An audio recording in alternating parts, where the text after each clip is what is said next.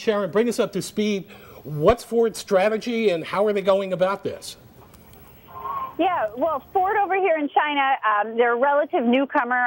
They're playing catch up here, but they're spending about $5 billion to almost double their passenger car manufacturing here.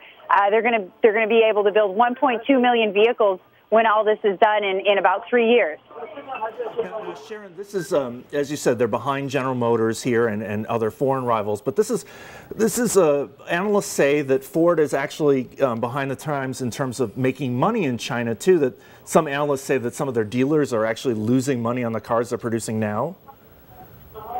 Yes, and I don't think that I don't think Ford would argue that point. They just haven't been here investing in product until recently. So their plan is not to just add capacity, but to bring new products, new types of vehicles designed specifically for the Chinese market.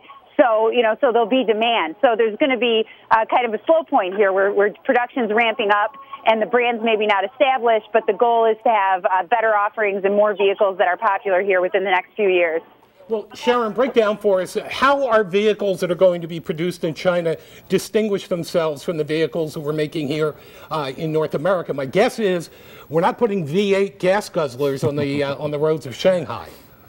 No V8 gas guzzlers.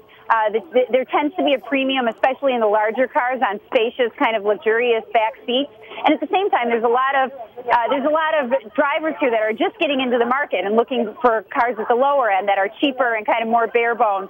So there's a big spectrum of needs here and of taste, and so it's a matter of catering to all those.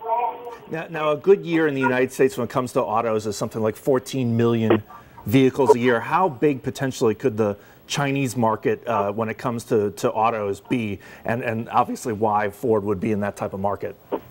Yeah, I mean, of course we're talking about a little bit of a slowdown now, but that's kind of, the short-term view. In the long term, in the next decade or so, analysts, automakers say this market could be as big as 30 million. And Sharon, given the expectation of an emerging middle class in parts of Southeast Asia, and especially in China, are they going to finance automobile purchases the way we do conventionally here in the United States? Will dealers act as intermediaries between lending sources? Yeah, there's definitely movement toward that. We were talking to Ford's Asia chief yesterday, and he said it used to be, more than 90% of people used to pay cash. Now it's maybe in the mid-80s, and so there's definitely expected to be a shift here toward more financing. When's this factory going to be online and operational at full strength? This should be up in 2015. There's some others coming up in 2014 and 2013, so there's a wave that we'll see in the next few years. And Sharon, what kind of a cachet does the Ford brand have among Chinese consumers? Is there going to be initial resistance on their part, or are they anxious to embrace an iconic American brand?